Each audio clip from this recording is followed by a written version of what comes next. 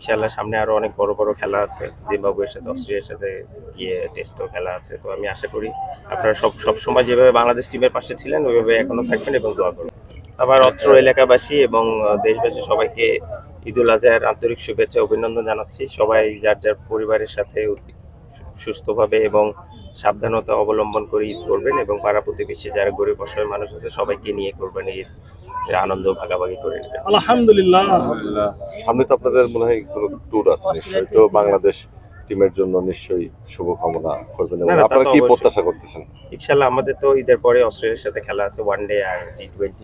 তো যারা খেলবে তাদের জন্য শুভকামনা। আর আমাদের ইনশাল্লাহ সামনে আরো অনেক বড় বড় খেলা আছে, জিম্বাবুয়ের সাথে অস্ট্রেলিয়ার সাথে গিয়ে টেস্টও খেলা আছে। তো আমি আশা করি আপনারা সব সময় যেভাবে বাংলাদেশ টিমের পাশে ছিলেন ওইভাবে এখনো থাকবেন এবং দোয়া করবেন। বাংলাদেশ, আপনি যে মাঠে খেলছেন শহীদ চাঁদ স্টেডিয়ামে, সেখানে নিশ্চয়ই আগামীতে জাতীয় আন্তর্জাতিক ম্যাচ হবে, প্রত্যাশা করতেছেন, কেউ জান?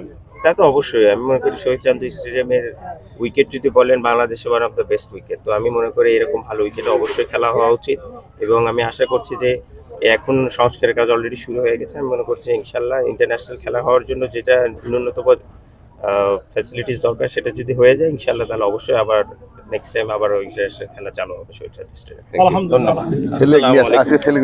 ছেলের সঙ্গে ঈদ করতে এমনিতেই খুব আনন্দের, পাওয়াই যায় না, একমাত্র ঈদ ছাড়া তো আমরা পাই না।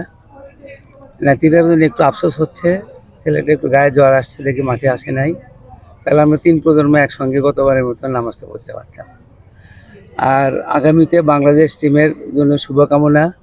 বিশেষ করে অস্ট্রেলিয়ার সঙ্গে আমাদের এই প্রথম খেলা, টেস্ট খেলা হবে আগামী কয়েক মাস পর, তার আগে জিম্বাবুয়ের সাথে হবে। আমি আশা করি যে অস্ট্রেলিয়ার সঙ্গে বিগত যেভাবে পাকিস্তান বা অন্যান্য দলের সাথে জিতলাম আমরা অস্ট্রেলিয়ার সঙ্গে জিতবো এই কথা তো বলতে পারি না, কারণ অস্ট্রেলিয়া এখন পৃথিবীর মধ্যে সর্বশ্রেষ্ঠ দল।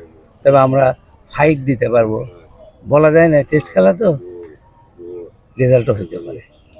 দেশবাসীর কাছে অনুরোধ করব, দেশবাসী সকলেই মিলে বাংলাদেশ টিমকে এবং আমাদেরকে সকলকে দোয়া করবেন।